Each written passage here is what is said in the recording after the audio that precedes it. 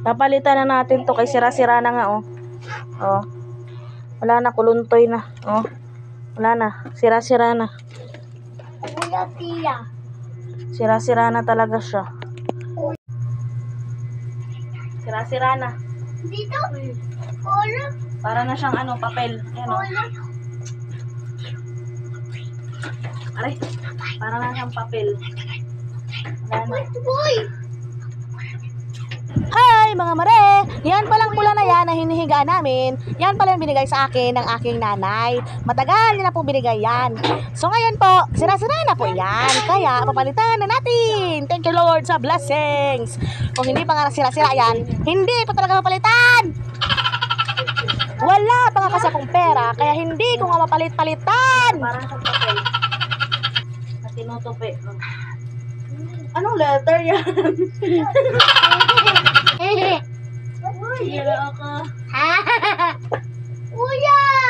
Titay, biyo! Titay! Kuya, Ataway. Ayaw mo nito tumayo, eh.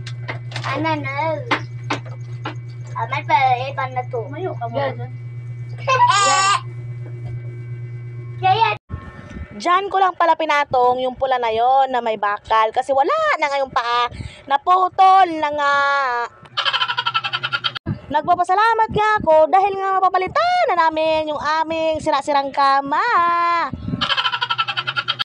Nagpupunas nga ako ng pawis dyan dahil nga binuhat namin yan ng aking anak, yung double deck na yan, papunta dito sa loob ng aming bahay.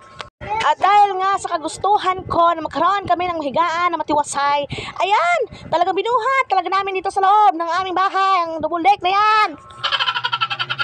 Bago nga tayo mag-assemble ng double deck dyan, syempre, maglalagay naman tayo ng floor mat para naman representable tingnan kahit konti yung pamamahay natin. Hindi ko na pala na-videohan ng buo yung aming pagkabit dyan ng double deck.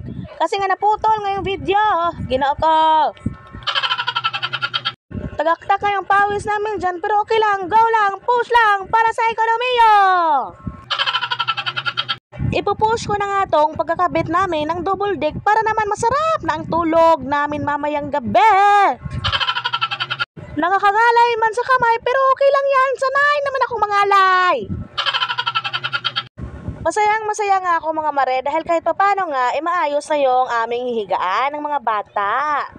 At ayan na nga mga mare, natapos ko rin ang pag-assemble ng double deck namin. Tinulungan pala ako ng anak ko diyang panganay kasi hindi ko nga kaya mag-isa yan na ikabit. Sa wakas, natupad na rin ang gusto ko na magkaroon kami ng kama. O siya mga mare, bare, adat kuya. Thank you for watching.